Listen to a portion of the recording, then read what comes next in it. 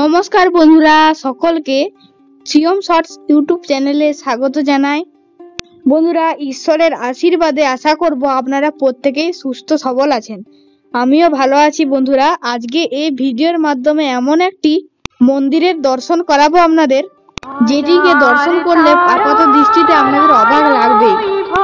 তাই বন্ধুরা, ভিডিও শুরু করার আগে সকল দর্শক বন্ধুদের অনুরোধ করব ভিডিও সম্পূর্ণ স্কিপ না করে দেখে যাবেন এবং দেখার পর ভালো লাগলে একটি লাইক করে এই ধরনের তথ্য পেতে সাবস্ক্রাইব করে দেবেন। ভালো করে এই মন্দিরের মূর্তি দুটিকে দেখুন। যে দুটি মূর্তিতে 6টি করে হাত রয়েছে। দুটি নীল হাত দেখে বোঝা যায় এই দুটি হাত শ্রীকৃষ্ণের। দুটি বেলপাতা যুক্ত হাত দেখে বোঝা যায় এটি ভগবান শিবের এবং দুটি হাত অভয়া মুদ্রায় রয়েছে এবং একটি হাতে কমণ্ডলু রয়েছে, একটি হাতে রয়েছে দণ্ড। বাকি 4টি হাত কার সেটি এখনো পর্যন্ত বোঝা যায়নি। এই মন্দিরটি খুব বেশি প্রাচীন নয়, আবার এই মন্দিরটি খুব বেশি পরিচিতও নয় বেশি মানুষের কাছে। তবে এই মন্দিরটি অত্যন্ত সুন্দর, যেটি আপনারা দেখলেই বুঝতে পারবেন।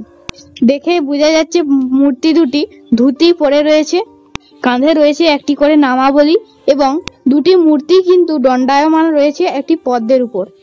এই মন্দিরের আশেপাশে অনেকগুলি মন্দির এবং বৃক্ষ রয়েছে, যার মধ্যে একটি নাট মন্দির রয়েছে যেখানে একটি মা কালীর বিগ্রহ দেখা যাচ্ছে। এখানে রয়েছে একটি চণ্ডী মন্দির, দেখতেই পাচ্ছেন এখানে প্রচুর গাভীদের উপস্থিতি রয়েছে।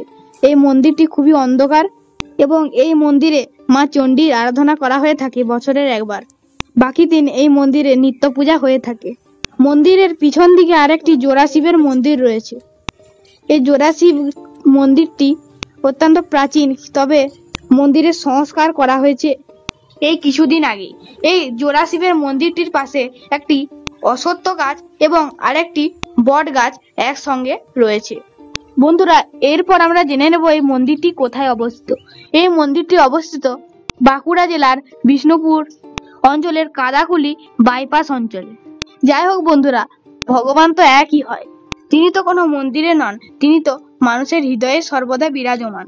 যেই রাম সেই রহিম, সেই আল্লাহ, সেই যীশু খ্রিস্ট, সেই সব। যাই হোক বন্ধুরা, আশা করব এই ভিডিওর মাধ্যমে আপনারা একটু হলেও উপকৃত হলেন। আজকের ভিডিও এখানেই শেষ করছি। ভালো লাগলে একটি লাইক করে সাবস্ক্রাইব করে দেবেন।